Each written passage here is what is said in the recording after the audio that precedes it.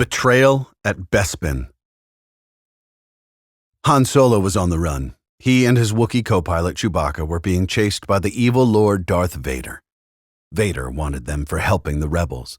Han Solo was also on the run from the slimy gangster Jabba the Hutt. Jabba wanted them because Han owed him money.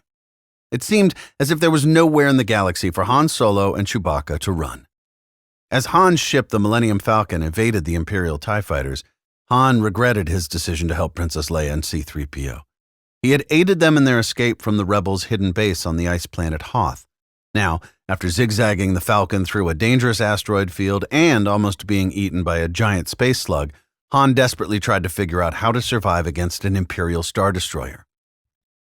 With nowhere else to go, Han decided to turn the Falcon around and fly straight toward the enemy ship. At the very last second, Han changed course and attached the Falcon to the back of the giant ship. Han's plan worked. The Imperial fleet could not find the Millennium Falcon anywhere. "They'll dump their garbage before they go to lightspeed, then we just float away," Han began. "With the rest of the garbage," Princess Leia finished. The Star Destroyer did just as they had predicted. With a whoosh, the Millennium Falcon detached itself from the Imperial ship and hid in the Empire's floating garbage. But Han didn't realize they were being watched by the bounty hunter Boba Fett. Han needed to find a safe place to repair the Falcon's malfunctioning hyperdrive, so he flew to Bespin, where his old friend Lando Calrissian was an administrator. Han hadn't seen Lando in years, but he was sure that his friend shared a similar dislike of the Empire. Sure enough, when the Falcon landed, a smiling Lando welcomed them to Cloud City. As Lando gave them a tour of Cloud City, C-3PO thought he heard the familiar whistle of an R2 unit.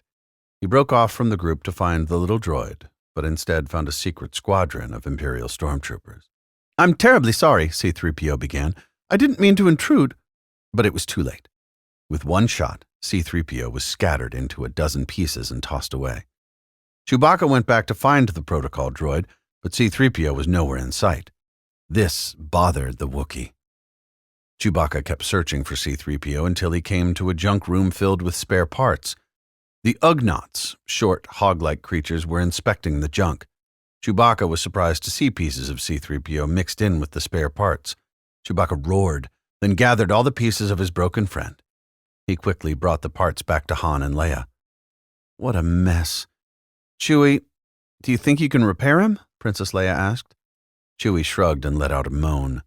Then Lando entered and invited everyone to join him for some refreshments. As Lando led the group to the dining hall, he told them that he had just made a deal that would keep the Empire out of Cloud City forever. Then the doors to the dining hall opened, and at the far end of the grand banquet table was the most fearsome villain in the galaxy, Lord Darth Vader. Han drew his blaster and fired 3 quick blasts, but Vader held up his right hand and effortlessly deflected them. "We would be honored if you would join us," Vader said calmly as the bounty hunter Boba Fett stepped into view. Han, Leia, and Chewbacca were now prisoners of the Empire. Inside a cell, Chewbacca sat with the broken pieces of C-3PO.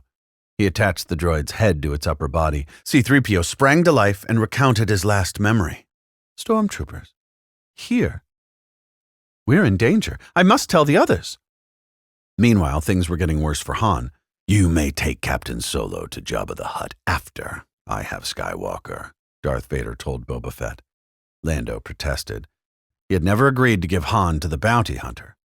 When Lando entered Han and Leia's cell to check on them, Leia asked him about their fate. "He's after somebody called Skywalker," Lando said. "Lord Vader has set a trap for him."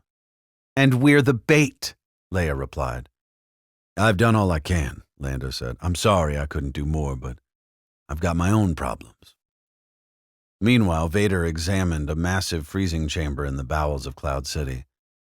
"This facility is crude, but it should be adequate enough to freeze Skywalker for his journey to the Emperor," Vader said. But first, Darth Vader suggested that they test it on Han Solo. Moments later, stormtroopers marched Han, Leia, and Chewbacca with C-3PO strapped to his back into the carbon freezing chamber to watch the grand experiment. Han was moved into position and lowered into the chamber. Machines ground together and screeched, smoke billowed, and Chewbacca howled. When the smoke cleared, Han was lifted from the pit, He was encased in a rectangular tomb of carbon. "He's alive and in perfect hibernation," Lando said, relieved.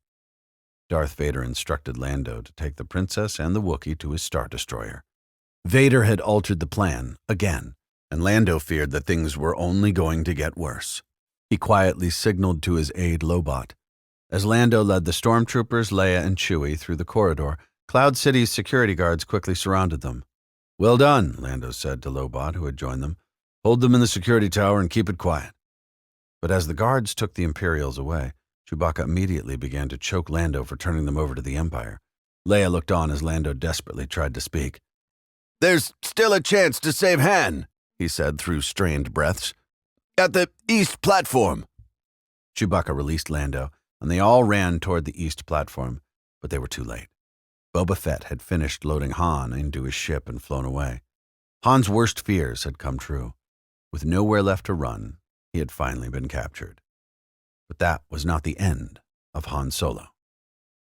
Han's friends were already working on a rescue mission. All they had to do was escape from Cloud City and Darth Vader.